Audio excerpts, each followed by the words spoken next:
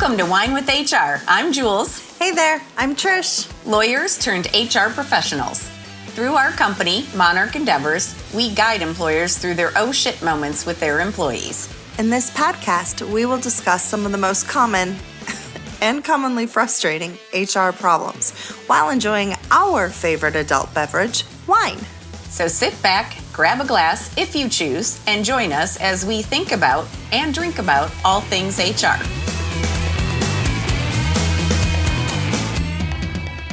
Welcome to episode 3 already of Wine with HR. We have another awesome show for you today. Julie, what are we talking about? Today, we are going to be talking about Succession, not the TV show. Sorry, fans, but sort of like the TV show. Because if you don't plan for who your future leaders are going to be, you can often end up in a mess where the company ends up stalling out or not going anywhere, or even your particular department really starts to suffer. So today we're going to talk about identifying future leaders and the best ways to do that. But before we get started, what? You know we got to talk about the wine. Oh, yeah. How can I forget the W-I-N-E of our program? Right. So, Trish, what you drinking? What am I drinking today? Okay, so I am drinking something called Matua. It is a Sauvignon Blanc. Of course, it is from New Zealand. And I really got excited about this one because they started talking about their passion. Apparently, they were the first to produce the Sauvignon Blanc grape in New Zealand. And they said that their passion for the grape has not stopped growing, which I thought was a really great little pun. And they are from Marlborough. And so far, my first couple of sips, it has really nice hints of grapefruit, which I truly enjoy from a Sauvignon Blanc. So I'm very happy about this one. What are you doing, Jules? So I am drinking a Forest Hill Vineyard Block 9 Shiraz. And I had to put my reading glasses on to be able to read the tiny print on this label. I am definitely 49, but just 49. Happy belated birthday to me, y'all. Happy birthday to you. Uh-oh, no singing. I promise. Yeah. So this was established in 1965. It is family owned and run. And the Black 9 Shiraz is a single site wine from dry grown vines planted in 1985. Pretty sure that's an 8. Can't promise you. But I have to say, at first sip, there's definitely a lot of like blackberry, a little bit of black pepper, maybe. It's very nice. It's very nice. Final verdict to be rendered at the end of the show. I will be very excited to hear that. You're going to have to send me that one. That sounds delicious. Something right up my alley. Yeah, I think you would like it. All right. So today's WHINE is, again, how do you identify future leaders? So you know you're going to need people in the future to take over leadership roles. And even if you think the people that you have now are set and they're never going to leave, you'd never know what's going to happen. So people could leave for any variety of reasons. It doesn't mean that they don't care about the company anymore. It might not even be within their control. There may be a tragic circumstance, which we hope never comes around. But trust me, I have been there with many employers when that has happened. So there does need to be a plan in place. You need to start looking at your teams and your employees and trying to figure out who really are going to be the next generation of leaders. So that's part of what we're going to talk about today. Trish, you want to add to that? I, of course, want to add to that because we don't want to just look to the future. We want to look to the here and now, right? So how can identifying and developing these future leaders, how can it help us today? And so that's what I really want to focus on. For my part of it is talking about how that process actually benefits your specific departments, your team, and your entire business on a daily basis. It can lead to improved work quality, stronger teams, and even employee retention. So we will get into that a little bit later. But for now, let's move forward with some solutions for developing your future leaders. All right. So how do you identify your potential future leaders? I know this one is going to seem really outside the box, but ask them. What? Ask people if they have any desire to be a leader. If you remember, or if you joined us in our last episode, we talked about the rock star superstar model and how some people do want to climb the ladder and they want to keep getting to the next level. So ask your people. If you're unsure, ask them if they have any interest in taking on any additional leadership responsibility, or if they have any aspirations to get to a particular position within the company, because you may be thinking for whatever reason that somebody doesn't want to. So for example, I've seen it happen where somebody is like, oh, but they've got 4 young kids right now and they just have so much going on. They've got a sick parent, they've got this, they've got that. I just don't want to even ask them right now because I don't want them to feel pressured to say yes. Okay, that's all well and good. And again, it's kind intentions, but you don't know what they feel about it. And they may very well say to you, you know what, now is not a good time, but check back with me in 6 months. But at least then you know. And the other thing that happens with that, sort of like we talked about last time, making people feel like they belong and making them feel valued and appreciated, just asking shows that you see value in that person.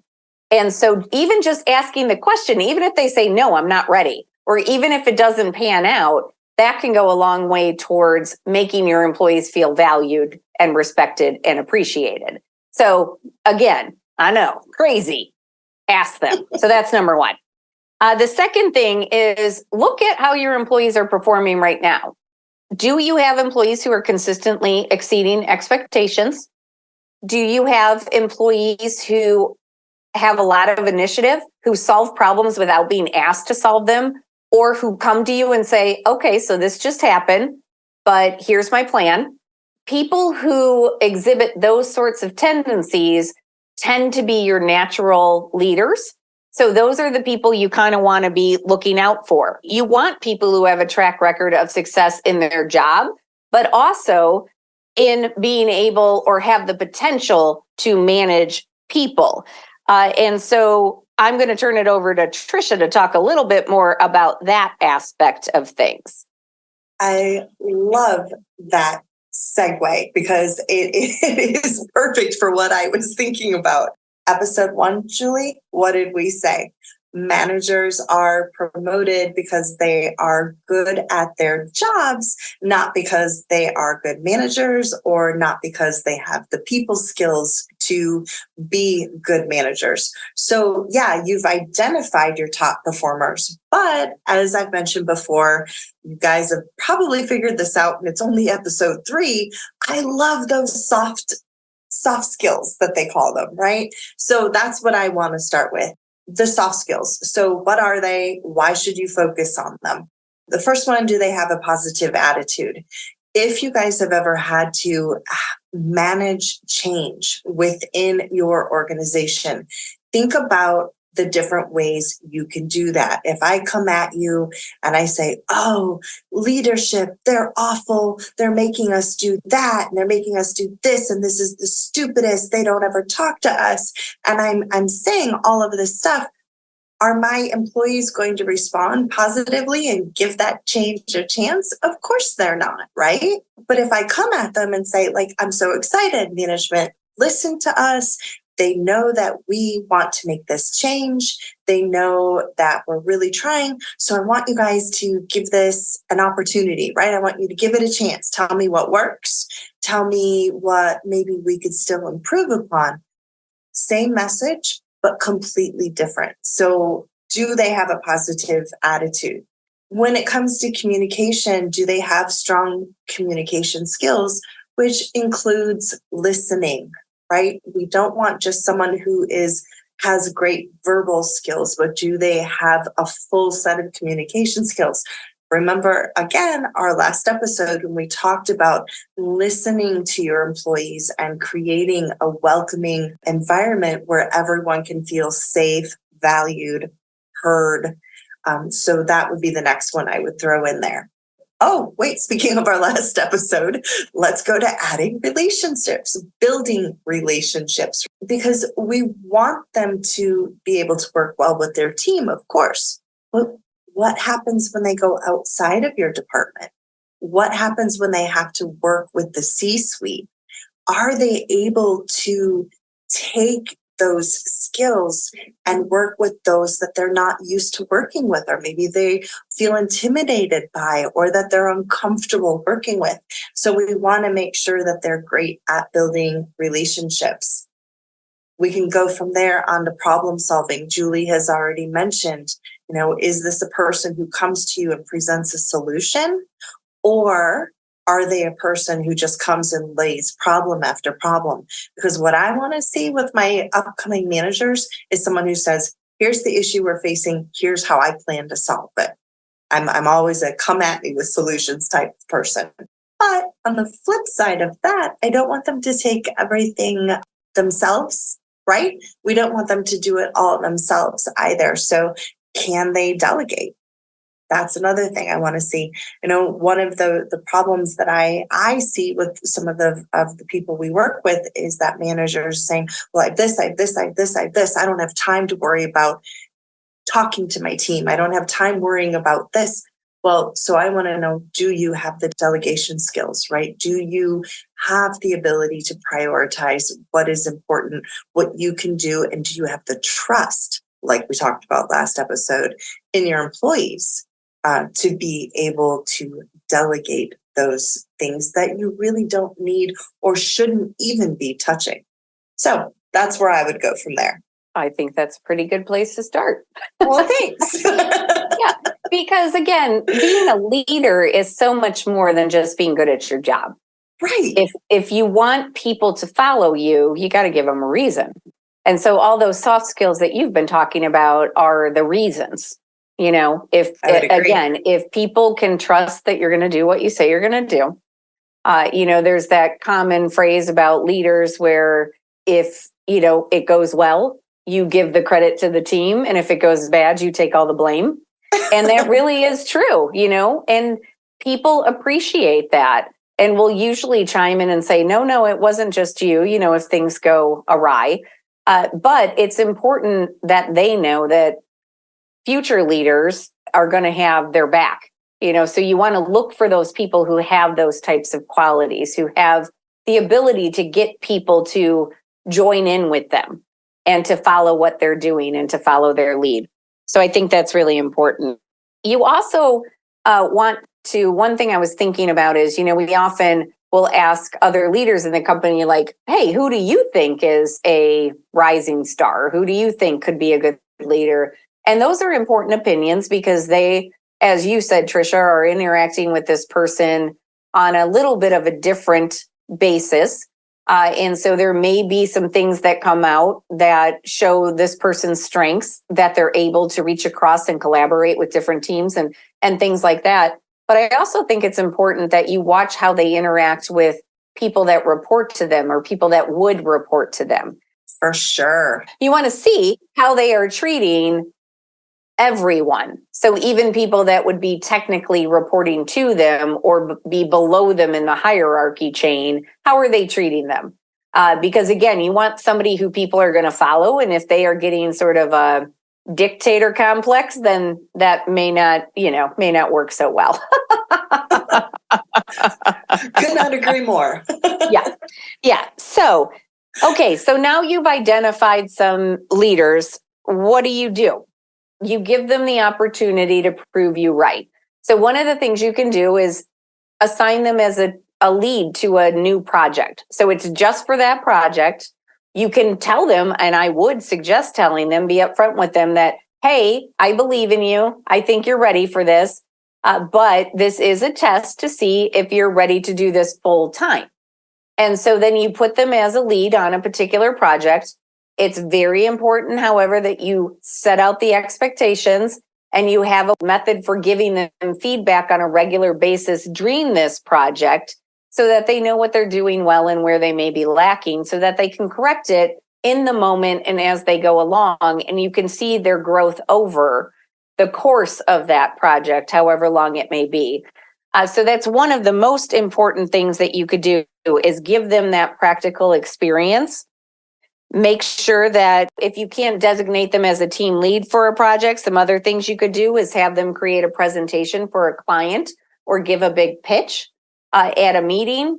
You could have them participate in your leadership training program if you have one, or you could offer them executive coaching so that they can develop the skills that they're going to need to become that leader that you need them to be someday. So what would you add to that, Tricia? I would probably go to the why. You and I are very big on the why. So why is all of this helpful, or how can it help you? And so it goes back to what we said at the beginning of the episode. So how is this going to help you daily? So yeah, it's going to help you in the future, but what's the return right now, right? And so we're going to talk about how it can improve work quality, create stronger teams, and then retention, as we mentioned. So for the work quality, I would say it's very simple. When your employees are recognized for their hard work, for achieving goals, well, don't they feel good about themselves? Don't they feel trusted? Don't they feel like they love their manager, right? Oh, I feel like I'm a part of a team. So they are going to keep working harder to keep that approval. On top of that, you have other team members who see them doing this. They say, oh, wow, they're being actually rewarded for their efforts. All of us have been in a situation, no matter how hard you worked, no matter what you did, you just weren't recognized for your efforts. And it kind of, it gets depressing and it makes you want to quit, makes you want to leave, right? But if you see people that are rewarded for their efforts, if you see them achieving the goals and getting recognized for it, then I think that that's motivating for other team members as well, even if they are not the ones that you're looking at to be future leaders. So that would be the first thing I would want to talk about.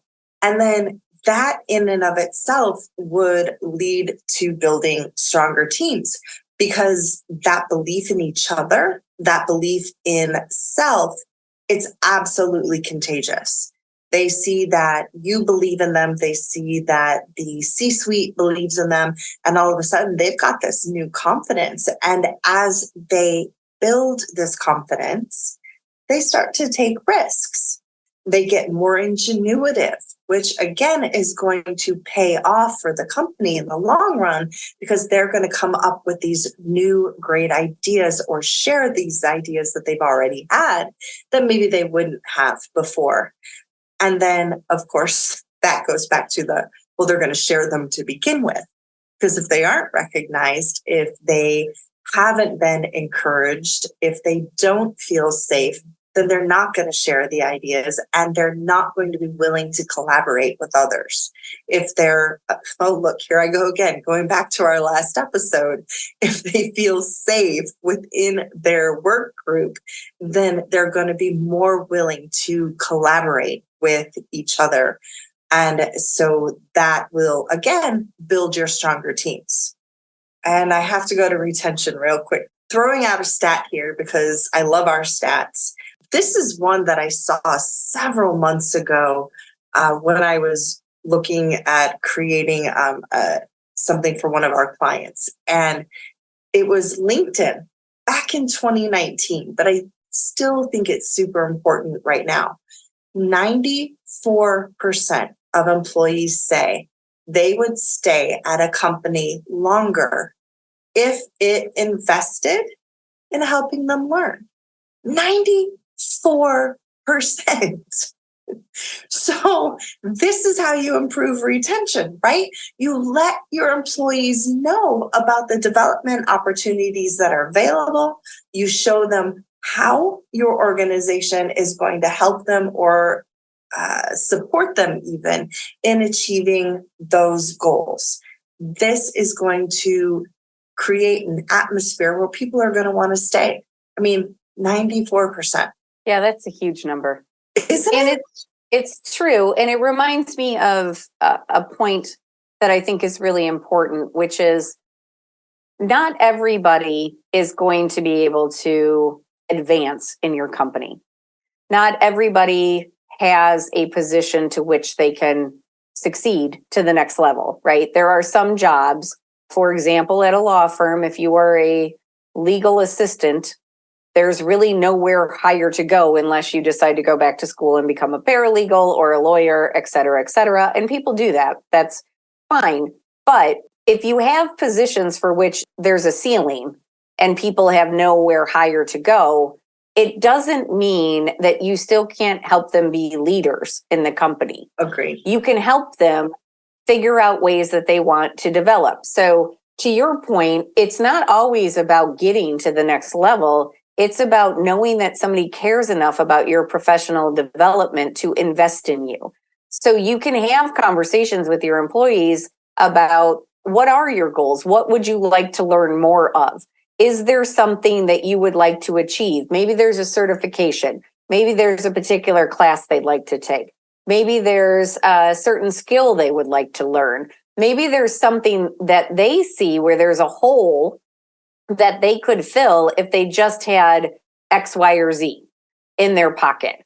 And you can talk to them about that and make that happen. That's going to make them feel that they're valued and appreciated, and they're going to stay around longer, just like that statistic says.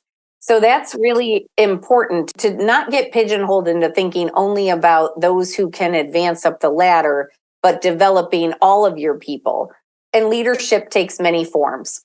And sometimes we tend to discount the ones that don't have, the VP or the CEO or the C-suite title next to them. And we forget how much of an impact other people in the organization can have if they really believe in the company and they're really there and really just trying to make a difference in a good way.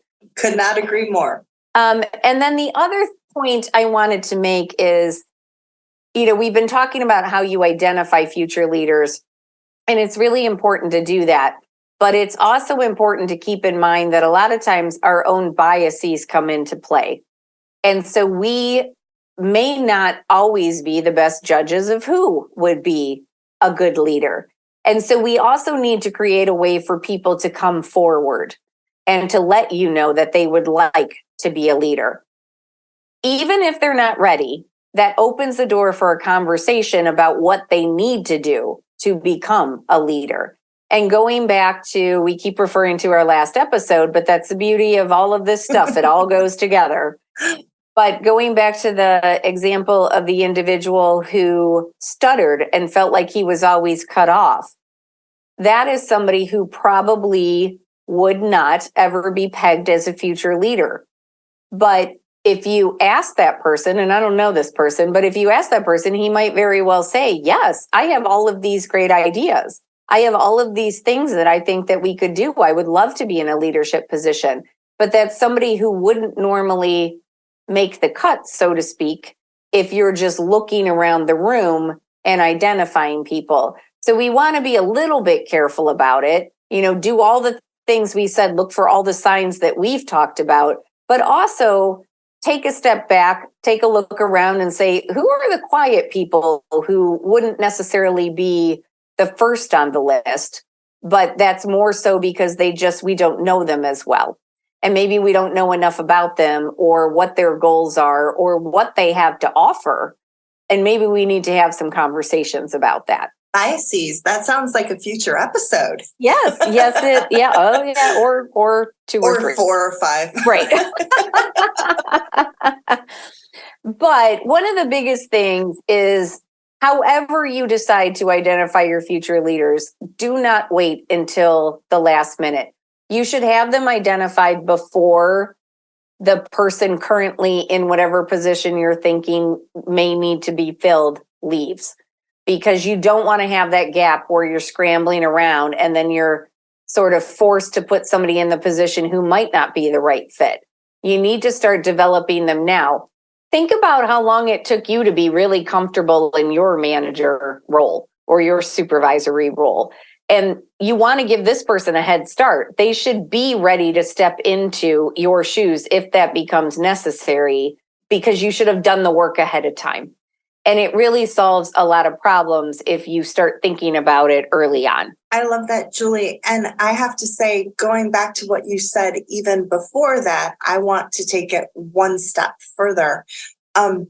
It's never too early to create development or succession plans for all of your employees, right? It goes back to exactly what you were saying. I mean, I typically start on the first day. Back in my previous life in HR, I think I would freak people out. They would look at me like I had 6 heads, because I would say to them, where do you want to be in a year? Where do you want to be in 5 years?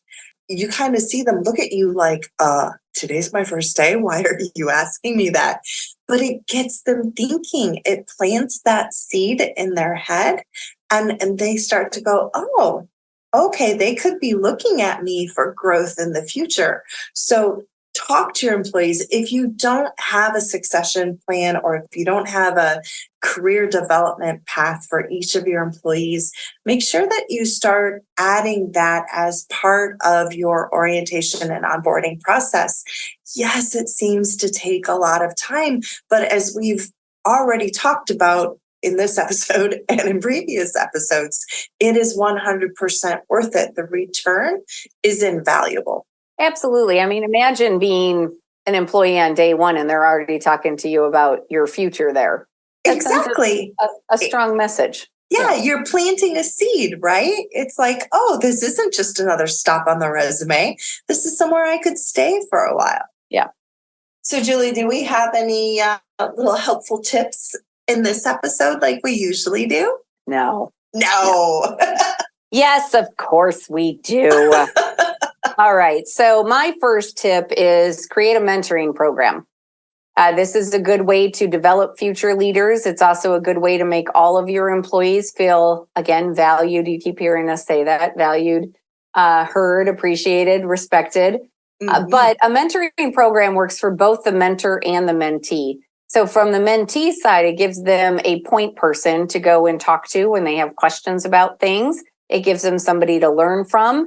And it also shows them that, again, you cared enough to give them somebody who's going to watch over them, who's going to take the time and invest in them and invest in their development. From the mentor side, again, going back to my point about not everybody can advance up the ladder, you are showing them that you think enough of them, that you are giving them the job to mentor somebody else, which is one of the most important jobs that an employee can have in a company. So even though they may not be able to make it up to the C-suite level or anything like that, by saying, I want you to mentor this person, you are saying, we recognize that you have contributed to the success of this company, that you have the skills, knowledge, and experience that we want to make sure is passed on to those employees coming in. It's a win-win. A mentorship program costs no money. It makes everybody feel good. So it's one of the easiest, most efficient and productive things that you can do to cultivate your future leaders. I love that. Before I get to my first helpful tip, I'm going to say something that I know Julie is going to be shaking her head. Y'all won't be able to see it, but I guarantee you she's going to be like 100%. Please, you as leaders or you as HR professionals, create that mentoring program. Don't let people pick the person they're going to mentee. That's where we see a lot of bias come in and where we see a lot of people left out. And then that whole belonging thing we talked about in our last episode kind of goes out the window. So make sure that you are involved in that and that you make sure that it's mutually beneficial for both parties as well as the company. On top of that, then, my next tip would be, if you have the opportunity to use a small team, then do it. So what I mean by that is if you have an opportunity to create a little team within your bigger team and have this future leader lead that small team, right? Then you can give them an opportunity to test out their skills. It's a safe environment. It's a little bit of a smaller environment so that they can learn how to be a stronger leader and a stronger listener. Again, Julie already mentioned that you're going to want to have some performance expectations in place there. But I think that that is a great opportunity for them to check this out and have it be on a smaller scale. They may decide, I don't want to do this. This isn't for me. Or heck yeah, I want to learn more. So it's a really safe and easy way to introduce them to leadership. And then once they are in that small team, or again, leading that small project or whatever the case may be, you want to give them regular feedback about how they're doing and where there is room for improvement. Now, we're going to do a whole episode on feedback and the best ways to do that. So I'm not going to get into that now because I know we've been talking for a little while here. But it's very important to give them regular feedback and let them know so they don't feel like they've just been thrown into the deep end and are trying to figure out how to swim. But you're there with them, supporting them and showing them the best way to lead so that they can really develop those skills for the future. I love that. You know I do. The other thing I would say is not just doing some feedback, but having just simple one-on-one meetings. It does allow potential leaders as well as those others that we've talked about, those that are more of your rocks or your rock stars, to learn the value of goal setting and then performance evaluation. You can even ask them, and this goes to what Julie alluded to for a future episode. We talk about feedback or the feed forward method. Ask them where they feel that their strengths lie, where they can improve, and how they plan to get there. You're not giving them how they're going to get there. You ask them how they're going to get there. And I know Julie used that on me. You did. Practice what we preach. Exactly. Okay, couple quick tips and then we'll wrap this episode up. Also, it's a great idea to develop a management training program if you don't already have one. There are a lot of resources out there. As you know, we have our own manager boot camp that we can do live, virtual, or online, just saying. But that's a great program for managers and really gives you a lot of skills and a lot of knowledge about all the things we've been talking about in all of our episodes thus far. And again, it's kind of a simple thing to do, but if you tap people to be in that management training program or in that leadership development program, it again shows that you see a future at the company with them. You see a future for them. You see a future with them. And so that can go a long ways towards retention. And also just making them feel as if they belong. Oh, look at you tying back to earlier in this episode and our last episode. You're amazing. Yes. You know it. All right. I have one final tip. Please don't forget to challenge your future leaders. Give them an assignment or task that is just a wee bit outside of their comfort zone. The idea behind that is you're going to allow them, hopefully, to develop a new skill or learn a new way of approaching a task or a problem. They can also learn new ways of approaching people. If this is the first time that they've had their communication skills challenged, this is a great way to do it. So I think that would be my final tip. Yes. So identify your future leaders now. Talk to them. Talking. Are we back to that again? Yeah. And start giving them opportunities. So with that, as we always do on every episode, we're going to circle back and see how the WINE is doing. So I would have to say, Trish, that mine is still quite nice. I can still taste the blackberry and pepper, maybe even a little plum now. It's pretty nice. It's hearty. Hearty. Ooh, I like that. What about yours? I'm going to say Matua does it right. If you are a Sauvignon Blanc drinker and you're looking for something that's sharp and crisp and grabs your attention, I would say it is perfect for the upcoming summer months, which I'm so excited about. Please, please, Lord, bring them sooner, Please, rather than later. All right. Well, thank you again, everybody, for joining us for another episode of Wine with HR. We always enjoy having you. As we say at the end of every episode, if you have wine recommendations, please send them our way. And if you have any topics that you would like us to discuss or you have questions you would like us to answer, our contact information is in the show notes, and we would love to hear from you. Don't forget to subscribe, and Yes. Cheers. Cheers.